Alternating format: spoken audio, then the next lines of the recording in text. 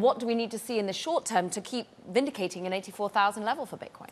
One thing is just watching the flows, because they have been dramatic, and you have seen stunning flows, not just into Bitcoin, but almost every stock related to Bitcoin as well. If you think about it over a 7-day period, you have Coinbase up almost 75% in a 7-day time frame, and you have MicroStrategy up more now today than it was the day that the Trump victory was announced. So that's just how much you're seeing the excitement around these stocks. And what's interesting too, Caroline, is you haven't even seen some critical moves by the future Trump administration, rather.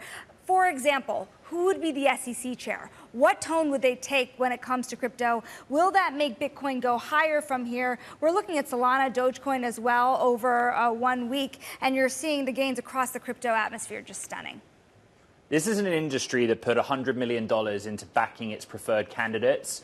And in President-elect Trump, they got their preferred candidate. And you're so right about, well, what happens next? The market thinks that Bitcoin keeps going, right? It thinks Bitcoin goes to 100,000 US dollars per token.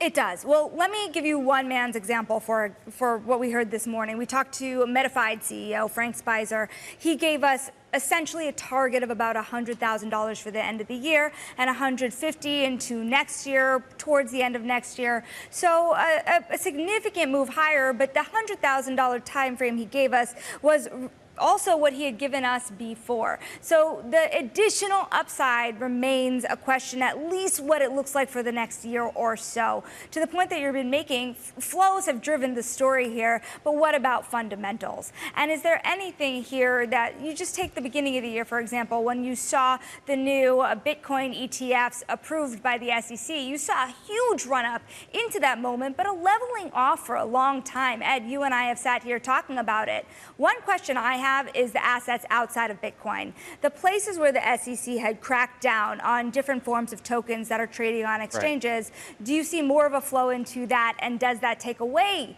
from Bitcoin at all? Something to keep an eye on as the story goes on.